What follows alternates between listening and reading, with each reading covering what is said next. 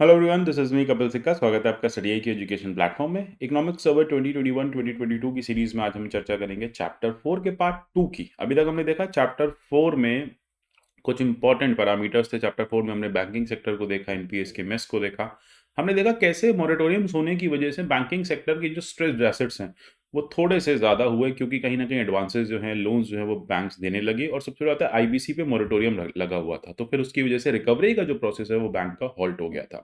तो जानेंगे एग्जैक्टली क्या कहता है ये चैप्टर, क्या क्या यहाँ पे इंपॉर्टेंट पॉइंट्स हैं, की पॉइंट्स हैं। आप मेरे हर वीडियो के पीडीएफ में टेलीग्राम चैनल से डाउनलोड कर सकते हैं। आप मुझे @कपिल सिक्का ट्विटर हैंडल पे फॉलो कर सकते हैं।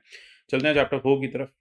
देखिए, सबसे पहली बात है कोविड-19 रिलेटेड डिस्पेंशंस रहे, मोरेटोरियम्स रहे, जिससे एसेट क्वालिटी में कहीं न कहीं एक तरह का इंक्रीमेंट हुआ है। मतलब आप देखें कि एसेट क्वालिटी जो डिटेरियोरेट हुई, इसलिए रिस्ट्रक्चरिंग को दोबारा से इंक्रीज़ करना पड़ा। स्ट्रेस्ड एडवांसेस गए बैंकिंग बैंकिंग सेक्टर में, जो रेशियो है वो हायर रहा। अब आप बात करेंगे यहाँ पे डीआईसीजीसी की। यहाँ पे एक जो लिक्विडेशन का प्रोसेस है, रिकंस्ट्रक्शन का प्रोसेस है, उसको लेके यहाँ पे सर्वे बात कर रहा है। डीआईसीजीसी में सर्वे कह रहा है कोई भी ऐसी लाइबिलिटी जो इंश्योर्ड बैंक के थ्रू रेस की जाए। अब यूजुअली बैंक का लिक्विडेशन हो रहा है, बैंक अपने एसेट्स को बेच रहा है, बंद कर रहा है, रिकंस्ट्रक्शन हो रहा है किसी एग्रीमेंट स्कीम में, या दो बैंक्स का मर्जर एक्विजिशन हो रहा है। ऐसे में डीआईसीजीसी का रोल इंपॉर्टेंट हो जाता है। उसको वहाँ के जो अकाउंट होल्डर्स होते हैं, जो कस्टमर्स होते हैं, उनको प्रोटेक्ट करना होता है। क्योंकि आपको पता होगा ये डिपॉजिट इंश्योरेंस प्रोवाइड करता है जितने भी कमर्शियल बैंक्स हैं, पेमेंट बैंक्स हैं, स्मॉल फाइनेंस बैंक्स हैं, रीजनल रूरल बैंक्स हैं, फॉरेन बैंक्स की जो इंडियन ब्रांचेस हैं, local area banks, cooperative banks and union territories में जितने भी स्टेट्स एंड यूटीज में हैं, इनके इनके प्रोटेक्शन की बात करता है। अब है क्या एग्जैक्टली डिपॉजिट इंश्योरेंस? ये एक प्रीमियम है जो कंपलसरी है सारे इंश्योर्ड बैंक्स के लिए, और ये बैंक देता है अपने बिहाफ पे, अपनी तरफ से डीआईसीजीसी को। ये डिपॉजिटर से रिकवर नहीं किया जाता। ये इंपॉर्टेंट स्टेटमेंट है, ये यूपीएससी आपसे पूछ सकती है।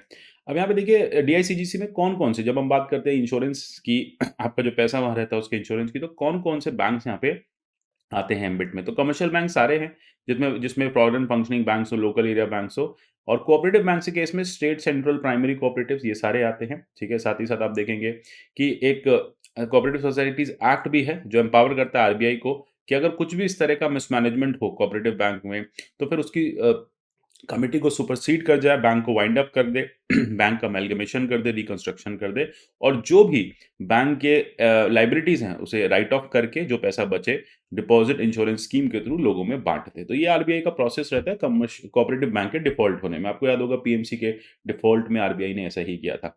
अब कोऑपरेटिव बैंक जो है वो डीआईसीजीसी के अंडर आते हैं। प्राइमरी कोऑपरेटिव सोसाइटीज नहीं आती हैं, तो ये याद रखना, आप कंफ्यूज हो जाएंगे वहां स्टेटमेंट में कि प्राइमरी कोऑपरेटिव सोसाइटीज भी आती हैं, तो आप यहाँ पे बता देंगे कि प्राइमरी कोऑपरेटिव सोसाइटीज नहीं आती हैं। अब क्या-क्या डीआईसीजी इंश्योर करता है? डीआईसीजी हर तरह का saving, fixed, current, recurring deposit ensure करता है। Deposit of foreign governments ensure करता है। सेंट्रल स्टेट गवर्नमेंट्स के डिपॉजिट इंश्योर करता है। इंटर बैंक डिपॉजिट इंश्योर करता है। स्टेट लैंड डेवलपमेंट बैंक के जो डिपॉजिट्स होते हैं कोऑपरेटिव बैंक से के साथ, उसको इंश्योर इंश्योर करता है। साथ ही साथ अकाउंट कोई भी अमाउंट ड्यू हो अकाउंट पे, या डिपॉजिट रिसीव्ड आउटसाइड इंडिया, उसको भी इंश्योर करता है। या फिर कोई भी ऐसा अमाउंट जो एग्जाम किया हो कॉर्पोरेशन द्वारा with previous approval of RBI. ठीक है, तो अल्टीमेटली ये सारी चीजें इंश्योरेंस में आती हैं। अब हर डिपॉजिटर का जो भी अकाउंट में पैसा होता है उसका मैक्सिमम 5 लाख तक का, मतलब आपके अकाउंट में 10 लाख है तो 5 लाख का इंश्योरेंस, आपके अकाउंट में 2 लाख है तो 2 लाख का इंश्योरेंस। तो इस तरह से मैक्सिमम अपर लिमिट दे रखी है, 5 लाख से ऊपर कोई इंश्योरेंस नहीं मिलेगा। इसमें प्रिंसिपल और इंटरेस्ट दोनों ही प्रोटेक्ट किए जाते हैं, याद रखिएगा, सेम कैपेसिटी में। अब जैसे ही डेट ऑफ लिक्विडेशन आता है या बैंक के लाइसेंस का कैंसिलेशन होता है, उसी दिन से डीआईसीजीसी या ये जो स्कीम है ये एनफोर्समेंट में आ जाती है। अब यहाँ पे कंटिन्यूइंग कंसर्न है कि इंश्योर्ड अमाउंट तो बढ़ाया हमने फरवरी में, ऐसा सर्वे का कहना है, रेस्ट्रिक्शंस भी लगाए, मोरेटोरियम्स भी है, लेकिन जो जेन्युइन डिपॉजिटर्स हैं उनको डिफिकल्टीज यहाँ पे फेस होने लगी। ठीक है, वो अपना पैसा ऐसे समय पे नहीं निकाल पाए, उनका इंश्योर्ड पैसा उनको समय से नहीं मिला। डिपॉजिट इंश्योरेंस था, एक्ट था, फिर भी उनको पैसा समय से नहीं मिला। इसलिए deposit insurance credit guarantee corporation amendment act लाया गया 2021 में। उसने कुछ की प्रोविजंस को ऐड किया। सबसे पहले बात है, इंटरिम पेमेंट को इंट्रोड्यूस किया। बोले यहाँ पे इंटरिम पेमेंट जो है वो डीआईसीजीसी करेगा डिपॉजिटर्स को। ठीक है, आप एक साथ पूरी पेमेंट नहीं देके इंटरिम पेमेंट के थ्रू आप जो है अपने डिपॉजिटर्स का कॉन्फिडेंस जीतेंगे। साथ ही साथ इंटरिम पेमेंट की टाइमलाइंस बना दी गई। ठीक है, कि आपको क्लियर कट टाइमलाइन है कि 90 डेज में आपको इंटरिम पेमेंट देनी है। पहले 45 दिन में इंश्योर्ड बैंक जो है वो फर्निश करेगा डिटेल्स कि कितने डिपॉजिट्स हैं कॉर्पोरेशन के पास, मतलब आउटस्टैंडिंग डिपॉजिट्स क्या हैं।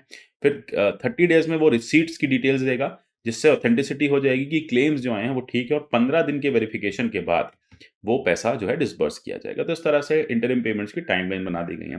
फिर सबसे बड़ी बात है रीपेमेंट में बैंक्स। अब डिफरमेंट होगा अगर पेमेंट का, तो डीआईसीजी जो है वो डिफर कर सकता है रीपेमेंट, अगर उसको लगता है कि इंश्योर्ड बैंक का जो इंश्योरेंस पे जो भी टर्म्स डिसाइड किए गए थे वो इन स्पिरिट नहीं है ना, तो यहाँ पे डिफरमेंट की जा सकती है।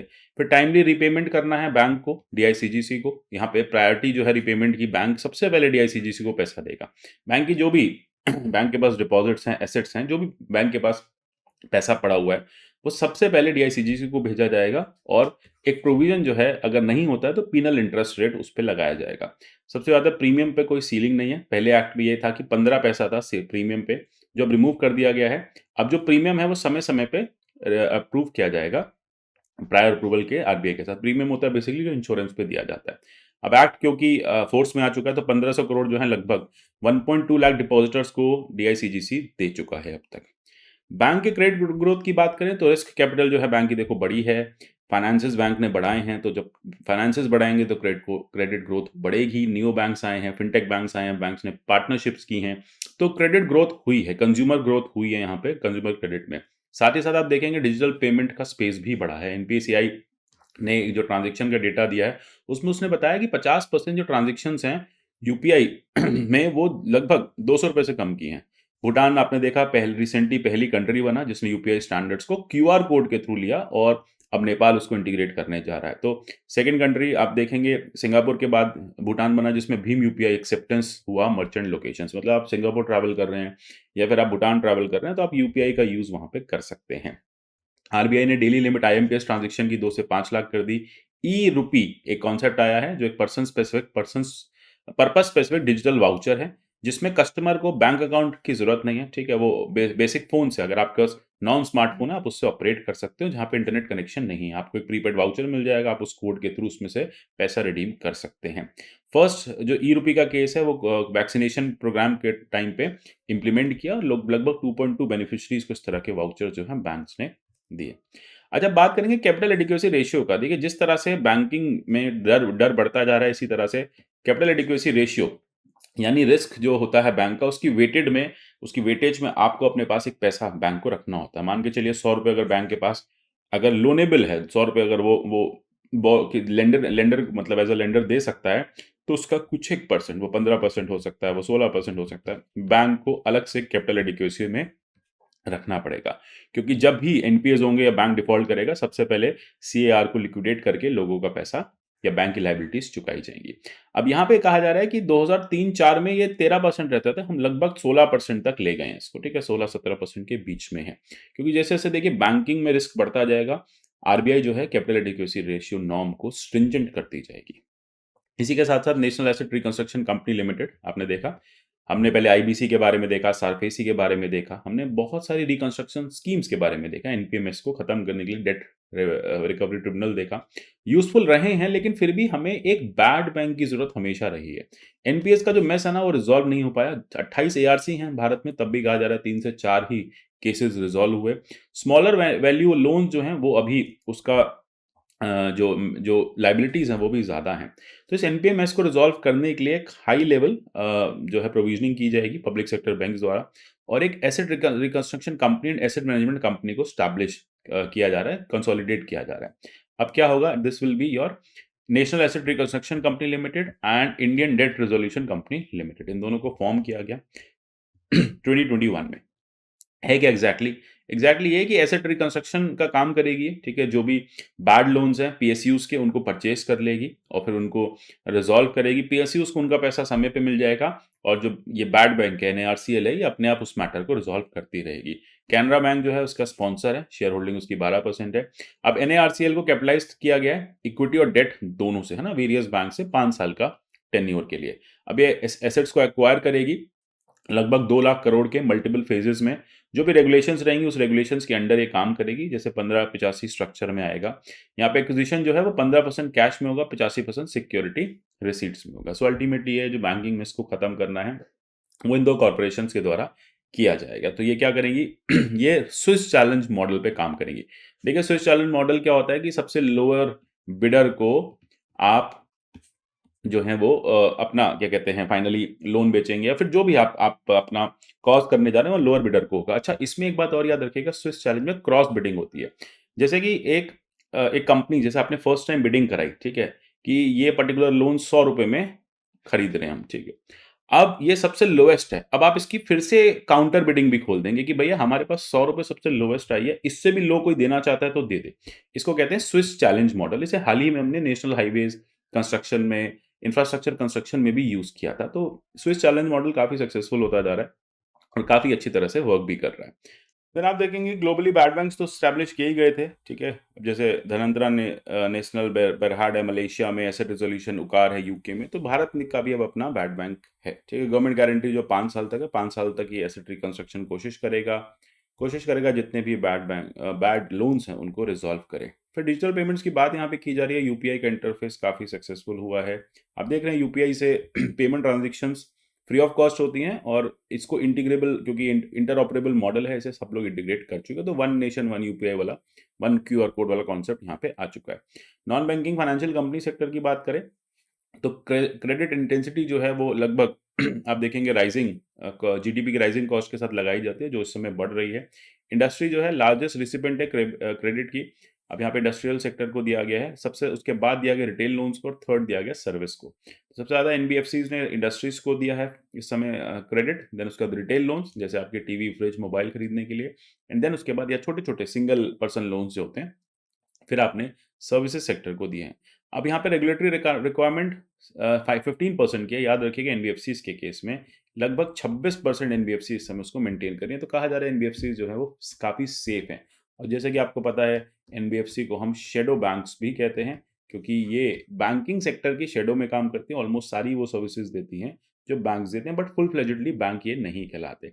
इनफैक्ट 2008 का जो सब प्राइम क्राइसिस था 2007 का यूएसए का, वो भी शेडो बैंक्स के चलते हुआ था।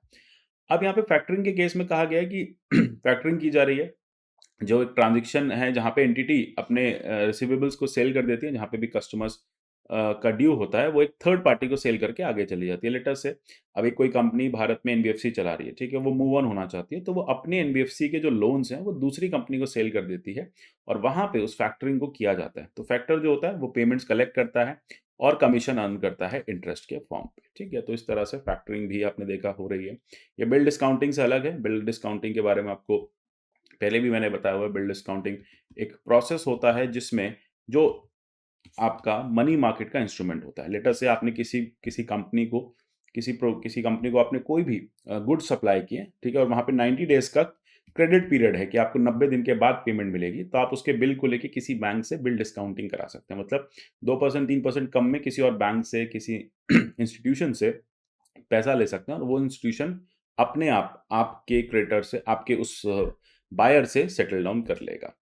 इंश्योरेंस सेक्टर भी आप देख रहे हैं कि बेटर होता जा रहा है, पेनिट्रेशन बढ़ रहा है, डेंसिटी बढ़ रही है, तो जीडीपी के अकॉर्डिंग हमारा जो परसेंटेज है वो बढ़ता जा रहा है।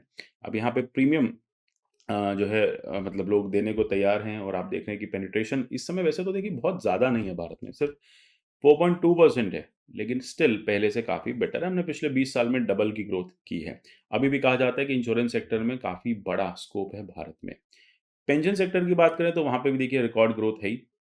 जो अटल पेंशन योजना है, उसमें लगभग 250 एक्टिव एपीवाई सर्विस प्रोवाइडर्स हैं, बैंक्स और पोस्ट ऑफिसेज़ के द्वारा आप पेंशन अपनी कलेक्ट कर सकते हैं। देन उसके बाद जेंडर गैप जो है एनरोलमेंट्स में, वो भी अब नैरो हुआ है। अब आप देख रहे हैं कि लगभग मेल, फीमेल दोनों ही इस पेंशन स्कीम का बेनिफिट ले रहे हैं। अब सब्सक्राइबर्स जो हैं आपको अटल पेंशन में पता ही है 60 साल के बाद जो है वो इन्वेस्टेड रह सकते हैं, सब्सक्राइब कर सकते हैं नेशनल पेंशन सिस्टम को 75 ईयर्स तक और फाइनली इसका बेनिफिट ले सकते हैं।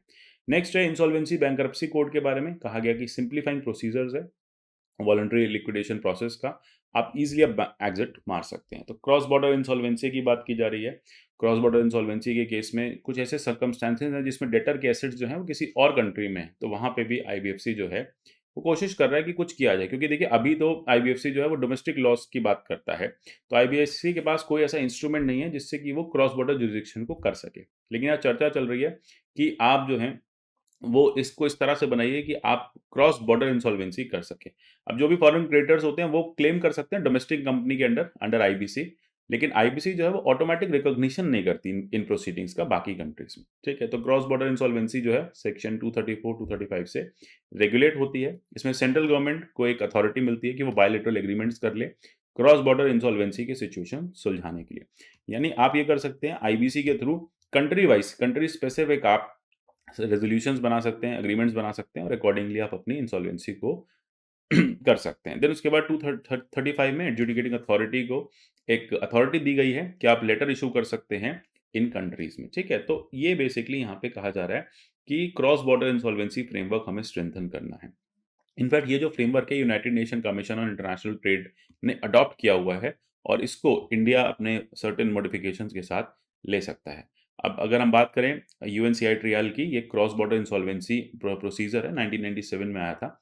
ये कोर इशू जो है क्रॉस बॉर्डर इंसॉल्वेंसी का उसको सॉल्व करता है और 4 मेन प्रिंसिपल्स पे काम करता है। एक्सेस मिले कंट्री का, इंसॉल्वेंसी का रिकॉग्निशन मिले, उस कंट्री के साथ कोऑपरेशन मिले और आपस में कोऑर्डिनेशन हो फाइनेंशियल इंस्टीट्यूशंस का। तो इस तरह से हमने ए, इस पूरे इंटरनेशनल ट्रेड लॉ का बेनिफिट लेके इस क्रॉस बॉर्डर इंसॉल्वेंसी की प्रॉब्लम को रिजॉल्व करना है। अब यहाँ पे फाइनली आप देखेंगे जिस तरह से ये चैप्टर में चीज़ें दी गई हैं, तो बहुत स्पेसिफिक चीज़ें मैंने आपको बताई हैं, आपको बहुत ज़्यादा डेटा फैक्ट्स नहीं पढ़ने हैं, जितना इंपॉर्टेंट था ये सब मैंने आपको दे दिया। आपको इसी का की रिवीजन करना है। मिलेंगे अगले चैप्टर में, तब तक के लिए goodbye, take care and God bless you all.